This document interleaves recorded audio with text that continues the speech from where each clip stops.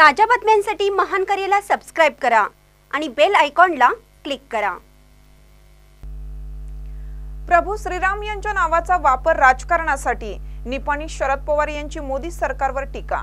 देशात महागाई दिवसेंदिवस वाढत चालली असून गरिबांचे जगणे मुश्किल झाले आहे।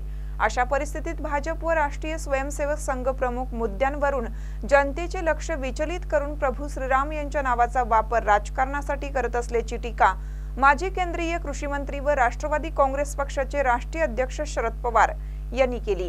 ते निपाणी येथे दक्षिण भारत जैन सभेचे अध्यक्ष रावसाहेब पाटील व युवा नेते उत्तम पाटील यांच्या नागरी सत्कार प्रसंगी बोलत होते।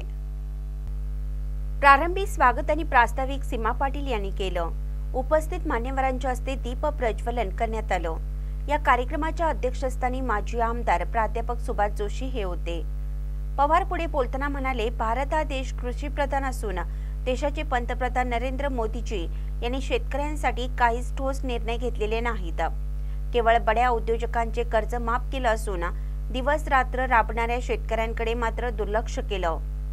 मोदी यांनी अनेक उद्योग मोडीत काढण्याचं काम केलं।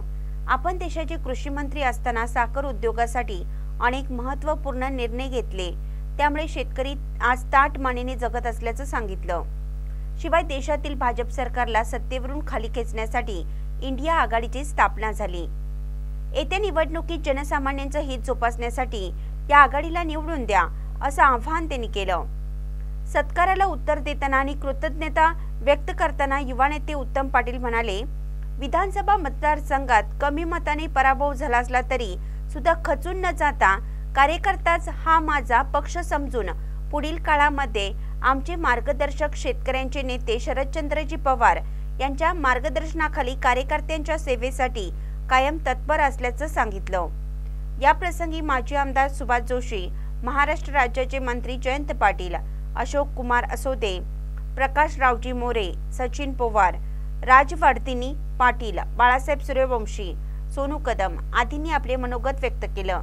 या कार्यक्रमास माजी आमदार राजू आवळे, अभिनंदन पाटील, रवींद्र शिंदे, निरंजन पाटील, गजानन कावडकर, राष्ट्रवादी काँग्रेस पक्षाचे नगरसेवक नगरसेविका, ग्रामपंचायत अध्यक्ष उपाध्यक्ष, महिला कार्यकर्ते मोठ्या संख्येने उपस्थित होते।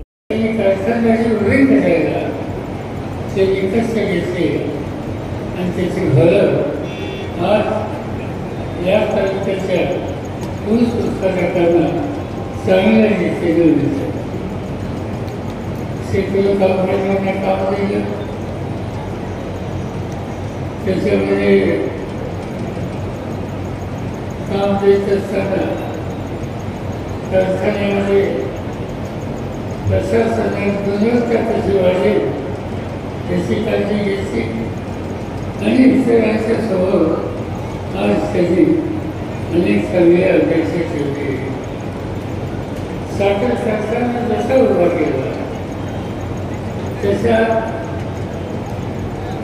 सोसायटीमध्ये त्यांनी कष्ट घेतलेले होते आणि त्यांचं काम किती आहे आणि लोकांचा त्यांच्या कामावर विश्वास किती आहे त्याचे एकच उदाहरण तुम्ही वडगाव इथली त्यांची सोसायटी बघितली आणि त्याच्या ठेवी बघितल्या तर 1100 कोटीच्या ठेवी सर्वसामान्य लोकांनी त्याच्या सोसायटीत ठेवलं आणि त्याचं कारण त्याच्या त्याचा प्रचंड आत्मविश्वास हा सर्वसामान्य ठेवीदाराला ठेवलं आणि त्याबद्दल ते करार ठेवलं। निपाणीला हा वजन एकेकाळी 14,000 पीक हे निर्माणाचं वैशिष्ट्य होतं। असं 14,000 मिळीच जागा ही उसाने घेतली। कारखान्याने शेतकरी नवीन नवीन काही करता यायचा विचार करण्याचा दृष्टिकोन नेत्यांच्या वतीने दिसतो। महानकरी न्यूजसाठी गौतम जाधव, निपाणी।